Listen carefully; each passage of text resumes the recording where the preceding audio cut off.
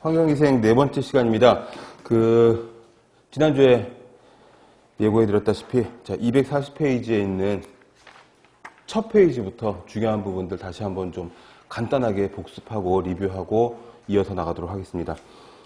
우선 환경위생학의 목차에는 공기가 있고 물이 있고 그 다음에 폐기물, 그 다음에 작업 환경 이런 것들이 들어가 있는데 다 보건과 위생과 관련 있는 내용이어서 환경은 기본적으로 지난 시간에 말씀드렸다시피 수질, 대기, 토양, 폐기물, 악취, 진동, 소음 요 정도로 분류를 할 수가 있거든요.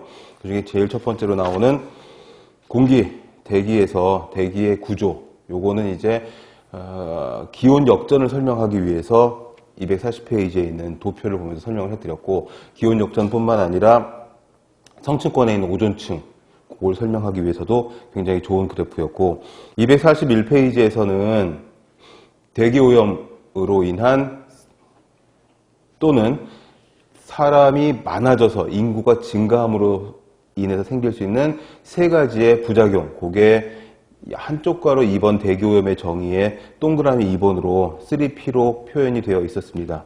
그리고 대기오염 물질을 분류를 하는데 첫 번째는 발생원에 따라서 자연적으로 발생한 거냐, 인공적으로 발생하는 거냐, 또는 대기오염 물질이 어떤 식으로 만들어졌냐에 따라서 1차 대기오염 물질, 2차 대기오염 물질로 나눴습니다. 2차 대기오염 물질은 대부분이 광화학 반응이라고 했고, 그 광화학 반응에 화학 반응을 일으키는 그 광은 UV, 자외선이었습니다. 그래서 각각 1차 대기오염 물질의 종류, 1차 대기오염 물질은 굴뚝에서 뿜어져 나오는 거, 그거를 1차적인 거라고 이야기를 하고, 1차 대기오염 물질이 공기 중에서 빛을 만나서 좀 더 구체적으로 자외선을 만나서 만들어지는 것들을 2차 대기오염 물질이라고 해서 구분을 하셔야 했고, 그 다음에 성상에 따라서, 성상이라고 하면 얘가 액체냐 기체냐 고체냐에 따라서 기체는 가스성 물질, 액체하고 고체는 입자성 물질로 구분을 해가지고 각각의 구분 안에서의 종류와 특성을 잘 외워두셔야 한다고 말씀을 드렸습니다. 그게 243페이지에 있는 입자성 오염물질의 종류, 그 다음 페이지에 있는 가스성 오염물질의 종류, 이렇게 되어 있어서 각각 중요한 것들, 미스트하고 퓨엄하고 스모그, 얘네들의 구분, 이런 것들, 사이즈에 따른 분류, 어떻게 생성되는지 분류, 그 다음에 시험에 나오는 것 중에서 그래도 좀 어렵게 나와가지고 많이 헷갈리게 했던 게 244페이지에 있는 뭐였었죠? 흉이었죠, 흉. 흉이 기체 상태로부터 응축된 고체 입자. 요거를 말을 살짝 바꿔가지고 틀린 보기를 찾으라는 문제로 낼 수가 있다라고 말씀드렸습니다. 그리고 245페이지에 있는 미세먼지 경보 단계별, 경보 발력, 그 단계별 해제 기준, 발령 기준 해가지고 나와 있는데, 실제로 시험에 나왔던 거는 가장 최근에 바뀌었던 초미세먼지 PM2.5에 75 마이크로그램, 150 마이크로그램도 한번 나왔었지만, 요게 2시간 동안 지속될 때 발령된다는 내용도 있었으니까 요것도 같이 참고하시면 좋겠고요.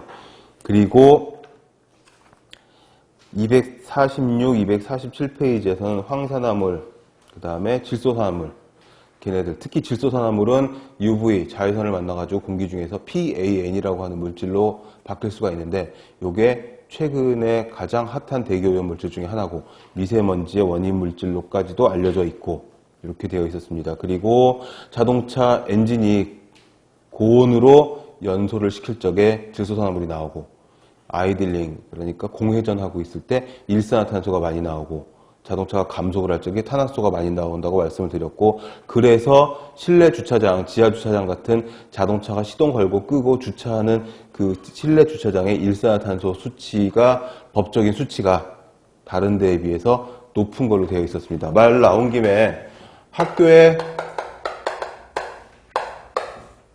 일산화탄소 기준은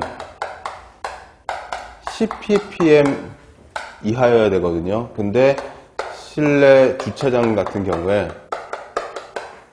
이 일산화탄소 기준이 25ppm 이하로 되어 있어요. 그래서 거의 2배 이상 더 널널한, 더 루즈한 기준을 갖고 있는 게, 이 실내 주차장은 자동차가 시동을 걸고 끄고 하기 때문에 일산화탄소가 많이 발생할 수 있다는 거죠. 일산화탄소는 연료가 불완전 연소될 때 발생하는 거라고 말씀을 드렸습니다. 완전 연소가 되면 이산화탄소와 물과 에너지가 발생을 하겠죠.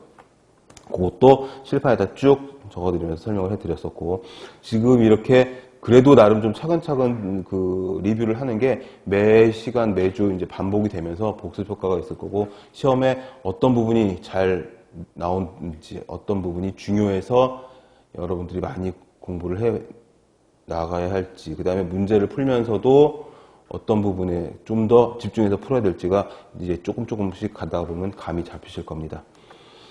그리고 247페이지 위에 핵심 박스에 있는 그